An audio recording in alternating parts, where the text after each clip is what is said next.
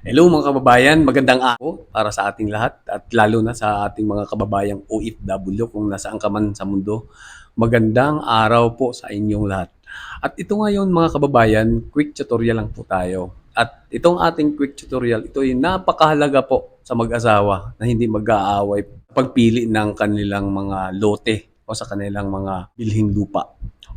Ngayon, mga kababayan, kung may balak kayong mag-asawa, bumili kayo ng lupa at kung hindi naman ay gawin yung investment habang nasa abroad si Mr. o si Mrs.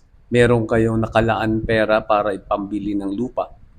So ngayon, tuturuan ko po kayo yung proseso ng pagbili ng lupa na hindi tayo mamroblema doon mismo sa pagkatapos na bumili na tayo ng lupa. Ay, na-scam ako. Ay, hindi pala. Meron palang mga claimants. Ay, ano pala. Ganon talaga yung reaction natin pag nakakabili tayo, lalo na pag mura. Ito, makapamura talaga tayo dito mga kababayan.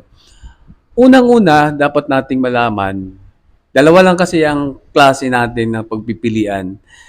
Ang meron tayong original certificate of title at saka ang tax declaration. Ito mga kababayan, very basic lang pero ito yung pinag-aawayan talaga ng mag-asawa.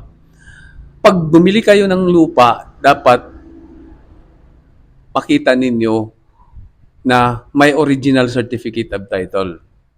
Kung wala naman, kung tax declaration lang na dala ng sealer, kailangan ang mas mabusisi pag tax declaration lang ang hawak ng sealer.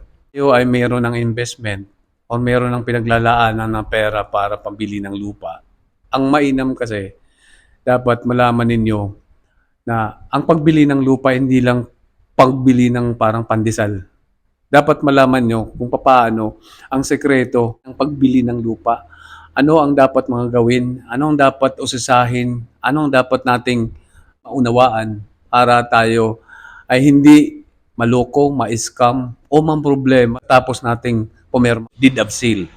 At sana naman itong aking tutorial mga kababayan na maging gabay para sa pagbili ninyo ng lupa. Ito po ay isang proseso kung saan na you're facing a black wall. Wala kang nakikita kundi yung document itself. Yung dokumento lang ang ating titingnan dito. So, para gawin natin ang isang proseso, matulungan ka kung paano natin masisilip ang mga dokumento na hindi naman kaaya-ayang bilhin. So, ganito lang mga bayan. Tutulungan kita para makabili ka ng tinatawag nating clean title. So, sa paraang ito, matutulungan natin, masisilip natin kung paano na tayo bibili ng lupa. At ito mga kababayan, identify natin yung dalawa. Yung original certificate of title at saka yung tax declaration. Mas mainam kung bibili ka mga kababayan, yung original certificate of title na merong titulo na. So ano naman ang linalaman ng original certificate of title? Ang original certificate of title ay isang dokumento na naglalaman ng pangalan at ang number. At ito naman mga kababayan, pag ang nabili mo, tax declaration, ano naman ang susunod? May dalawang proseso mga kababayan kung paano natin papatituluhan ang lupa. Ang una ay judicial proceedings. Magsusumiti tayo ng judicial partition sa korte. Ang pangalawa naman mga kababayan ay ang tinatawag nating administrative proceedings. Punta tayo sa DENR at magpapile tayo ng homestead patent. At saka mga kababayan, kung ating napili naman ay yung tax declaration, so nag-advise lang po tayo na kailangan bubusisihin po natin ng mabuti. Puntahan natin yung site, yung property location at magtanong-tanong po tayo sa barangay o sa munisipyo o sa assessor's office. So, yun lang mga kababayan at yun.